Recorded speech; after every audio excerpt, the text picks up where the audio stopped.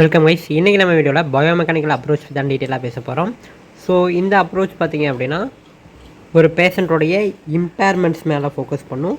அதே போல் அந்த இம்பேர்மெண்ட்னால அவங்களுடைய ஆக்குபேஷன் பெர்ஃபார்மன்ஸ் எந்த அளவுக்கு பாதிக்கப்படுது அப்படிங்கிறதையும் ஃபோக்கஸ் பண்ணும்.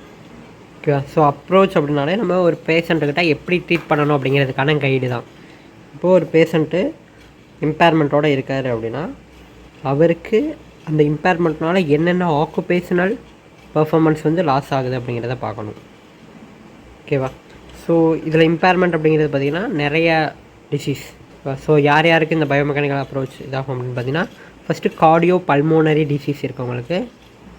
ஸோ கார்டியோ பல்மோனரி டிசீஸ்னால் ஒரு ஆக்குபேஷனல் பர்ஃபார்மன்ஸ் பாதிக்கப்பட்டுச்சு அப்படின்னா அவங்களுக்கு நம்ம பயோமெக்கானிக்கல் அப்ரோச் யூஸ் பண்ணலாம். இதை நம்ம ரெமிடியல் அப்ரோச் அப்படின்னு கூட சொல்லுவோம். ஸோ ஆல்ரெடி நான் சொல்லியிருந்தேன், ரீஹாபிலிட்டேஷன் அப்ரோச் பார்க்கும்போது ரெமிடியேஷன் அப்படின்னா இம்பேர்மெண்ட்டை சரி பண்ணி ஃபங்க்ஷனல் ஸ்கில்ஸை இம்ப்ரூவ் பண்ணுறது. ஓகேவா? ஸோ இதில் இம்பேர்மெண்ட்டை சரி பண்ணி ஆக்குபேஷனல் பர்ஃபார்மன்ஸை இம்ப்ரூவ் பண்ண போகிறோம் த்ரூ ஃபங்க்ஷனல் எபிலிட்டிஸை எனபிள் பண்ணுறது மூலமாக. அடுத்ததாக வேறு யாருக்கு யூஸ் பண்ணலாம் அப்படின்னா ஆர்த்ரைட்டிஸ் இருக்கவங்களுக்கு, ஜாயிண்ட் இன்ஃபர்மேஷன், அதுலேயும் நிறைய டைப்ஸ் இருக்குது. அடுத்ததாக பேர்ன்னால் வரக்கூடிய பர்சன்ட்டுக்கு நம்ம இந்த பயோமெக்கானிக்கல் அப்ரோச் யூஸ் பண்ணலாம். அடுத்ததாக fracture and tendon tears.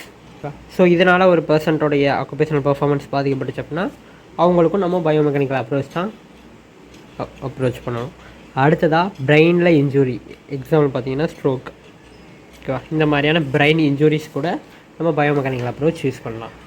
Okay, இந்த கண்டிஷனுக்கெலாம் நம்ம பயோமெக்கானிக்கல் அப்ரோச் யூஸ் பண்ணோம் அப்படின்னு சொல்லிட்டோம். இதில் என்னென்ன ப்ராப்ளம்ஸ், என்னென்ன இம்பேர்மெண்ட் வரும் அப்படிங்கிறத பார்ப்போம். ஓகேவா? எந்தெந்த மாதிரியான இம்பேர்மெண்ட்ஸ் இந்த கண்டிஷன்ஸ்லாம் வரும் அப்படிங்கிறத பார்க்கலாம். ஃபஸ்ட்டு பார்த்திங்க அப்படின்னா மசில் வீக்னஸ்க்கும் நம்ம பயோமெக்கானிக்கல் அப்ரோச் யூஸ் பண்ணலாம். அடுத்ததாக ஜாயிண்ட் ரேஞ்ச் ஆஃப் மோஷன் வந்து கம்ப்ளீட்டாக ஆகாமல் இருக்கலாம். அவங்களுக்கு ரேஞ்ச் ஆஃப் மோஷன் வந்து ஃபுல்ஃபில் ஆகாமல் இருக்கலாம். ஸோ இதுவும் ஒரு டைப்பான இம்பேர்மெண்ட். அடுத்ததாக அவங்களுக்கு என்டியூரன்ஸ் கம்மியாக இருக்கலாம். இந்த மாதிரி கண்டிஷனில் அவங்க ரொம்ப நேரம் கண்டினியூஸாக ஒர்க் பண்ண முடியாது. அதான் என்டியூரன்ஸ் அப்படிங்கிறது. அடுத்ததாக எடிமா அண்ட் பெயின். இப்போ இன்ஜுரிஸ்லாம் இருக்குது அப்படின்னா பெயின் கண்டிப்பாக இருக்கும். அதே போல் எடிமாவும் வரும். எடிமா அப்படின்னா ஃப்ளூயிட் அக்குமுலேஷன். அடுத்ததாக joint instability and coordination problem இருக்கவங்களுக்கும் இந்த பயோமெக்கானிக்கல் அப்ரோச் யூஸ் பண்ணலாம். ஓகேவா? ஸோ இது எல்லாமே இம்பேர்மெண்ட்ஸ். நம்ம முன்னாடி பார்த்ததெல்லாம் கண்டிஷன்ஸ். ஓகே, ஸோ இந்த இம்பேர்மெண்ட்ஸ்லாம் யூஸ் பண்ணுறோன்னு தெரிஞ்சிருச்சு. இப்போ இதில் நம்ம என்னென்ன பிரின்சிபல்ஸ் யூஸ் பண்ணுவோம் அப்படின்னா, ஸோ நம்ம இம்பேர்மெண்ட்ஸை வச்சு தான் பிரின்சிபல்ஸ் பார்க்கணும். இதில் பார்த்தீங்கன்னா இன்ஸ்டெபிலிட்டி அப்படின்னு சொன்னோமா, ஸோ பிரின்சிபல்ஸில் ஸ்டெபிலிட்டி மெயின்டைன் பண்ணுறதுக்காக நம்ம ஒர்க் பண்ணுவோம். அடுத்ததாக பார்த்தீங்கன்னா இதில் என்டியூரன்ஸ் கம்மியாக இருக்குது அப்படின்னு பார்த்தோம். இதில் மேக்ஸிமம் எஃபோர்ட் வரைக்கும் யூஸ் பண்ணுவோம். ஸோ அந்த பேஷண்ட்டோடைய மேக்ஸிமம் எஃபோர்ட் யூஸ் பண்ணி அவங்களுக்கு ஒர்க் கொடுக்கணும். அடுத்ததாக அவங்களுடைய motion, linear motion, angular motion, எல்லாத்தையும் உங்களுக்கு எனபிள் பண்ணணும். ஸோ அதிலலாம் உங்களுக்கு ஆக்டிவிட்டீஸ் கொடுத்து நம்ம டெவலப் பண்ணலாம். ஓகேவா? ஸோ இதெல்லாம் தான் பயோமெக்கானிக்கல் அப்ரோச்சுடைய பிரின்சிபல்ஸ். ஓகே, அடுத்ததாக பயோமெக்கானிக்கல் அப்ரோச்சுக்கு தேவையான எவால்யூஷன்ஸ். ஓகேவா? ஸோ அவங்களோட இம்பேர்மெண்ட்லாம் நம்ம டெஸ்ட் பண்ண போகிறோம். அவங்களுக்கு ஃபஸ்ட்டு மசில் வீக்னஸ் இருந்துச்சா, அதுக்காக மேனுவல் மசில் டெஸ்ட் பண்ணுறோம். Muscle test. ஓகேவா? அடுத்ததாக ரேஞ்ச் ஆஃப் மோஷனுக்கு நம்ம கோனியோமெட்ரி பண்ணுறோம். Active range of motion, passive range of motion ரெண்டையுமே டெஸ்ட் பண்ணுறோம். அடுத்ததாக டைனமோமெட்ரி, அவங்களோட ஹேண்ட் ஃபங்க்ஷன்ஸ் எல்லாம் எப்படி இருக்குது, க்ரிப்பு, பின்ச் எல்லாம் நல்லா இருக்கா, அந்த ஸ்ட்ரென்த்தெல்லாம் நம்ம டெஸ்ட் பண்ணுறோம். அதான் டைனமோமெட்ரி, க்ரிப் அண்டு பின்ச். அடுத்ததாக பார்த்தீங்கன்னா என்டியூரன்ஸ்க்காக ஒரு ஸ்கேல் யூஸ் பண்ணுவோம், பெர்சீவ்டு எக்ஸ்கிரிஷன் ஸ்கேல். ஓகேவா? இந்த பெர்சீவ்டு எக்ஸ்கிரிஷன் ஸ்கேல் பார்த்திங்க அப்படின்னா என்டியூரன்ஸ்க்காக எனபிள் பண்ணப்பட்ட ஒரு ஸ்கேல். இதில் ரேட்டிங்ஸ்லாம் இருக்கும். ஸோ இதை வச்சு நம்ம அவங்களுடைய என்டியூரன்ஸை டெஸ்ட் பண்ணலாம். அடுத்ததாக பெயின் பார்க்குறதுக்காக விஷுவல் அனலாக் ஸ்கேல்.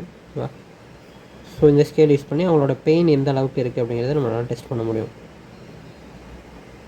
அதே போல் எடிமாவுக்கு அதோடைய சர்க்கம்ஃபரன்ஸ், அதோட வால்யூமெல்லாம் நம்ம மெஷர் பண்ணுவோம்.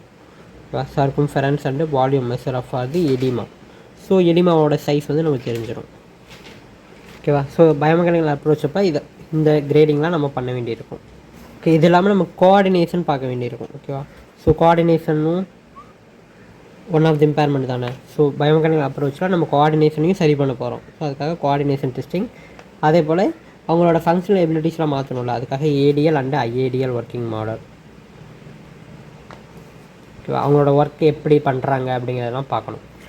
ஓகேவா, ஸோ இதுக்கு நம்ம என்னென்ன மாதிரியான ட்ரீட்மெண்ட்ஸ் யூஸ் பண்ணலாம், இன்டர்வென்ஷன் என்னென்ன அப்படிங்கிறத பார்ப்போம். ஓகே, அடுத்ததாக இதில் என்னென்ன இன்டர்வென்ஷன் என்னென்ன ட்ரீட்மெண்ட் பண்ணலாம் அப்படின்னு பார்த்தீங்கன்னா, ஃபஸ்ட்டு மசில் வீக்னஸ்க்காக நம்ம ஸ்ட்ரென்தனிங் எக்ஸசைஸ் பண்ணலாம். ஓகேவா, ஸோ பேஷண்ட்டுக்கு ஸ்ட்ரென்தனிங் எக்ஸசைஸ் கொடுப்பாங்க. அடுத்ததாக ரேஞ்ச் ஆஃப் மோஷனை நம்ம இது பண்ணுறதுக்காக நம்ம பேசிவாக ரேஞ்ச் ஆஃப் மோஷன் கொடுக்குறது, active range of motion, so அதுக்கெல்லாம் எக்ஸசைஸ் கொடுக்கலாம். Passive range of motion attain பண்ணுறது. ஓகேவா, அடுத்ததாக என்டியூரன்ஸ் ட்ரைனிங் கொடுக்குறது, ரொம்ப நேரம் அவங்களுக்கு ஏதாவது ஒர்க் கொடுத்து அவங்களுடைய டாலரன்ஸை இன்க்ரீஸ் பண்ணுறது, என்டியூரன்ஸ் ட்ரைனிங். அடுத்ததாக ஏடிஎல் அண்டு ஐஏடிஎல் ட்ரைனிங். ஓகேவா, ஸோ ஏடிஎல் அண்டு ஐஏடிஎல் ட்ரைனிங் கொடுக்கணும்.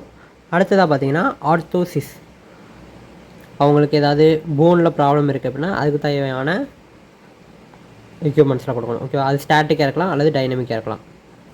ஆர்த்தோசிஸ் கொடுத்து அவங்களுக்கு ட்ரீட்மெண்ட் பார்க்கணும்.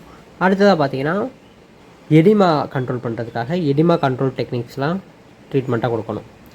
ஓகேவா, அடுத்ததாக ஜாயிண்ட் அவங்களுக்கு இன்ஸ்டெபிலிட்டியாக இருக்கு இல்லையா, அதை மொபைல் பண்ணுறதுக்காக ஜாயிண்ட் மொபிலைசேஷன் ட்ரைனிங்லாம் கொடுக்கணும். லாஸ்ட்டாக ஒர்க் அவங்களோட ஆக்குபேஷனல் பெர்ஃபார்மன்ஸ் இன்க்ரீஸ் பண்ணுறதுக்காக ஒர்க் ஹேண்ட்லிங் எல்லாத்தையும் அவங்களுக்கு லேர்ன் பண்ணி கொடுக்கணும்.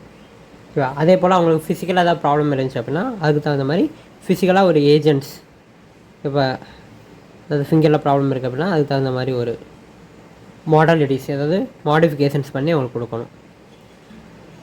ஸோ இதெல்லாம் நம்ம ட்ரீட்மெண்ட்டில் யூஸ் பண்ணக்கூடிய டெக்னிக்ஸ்.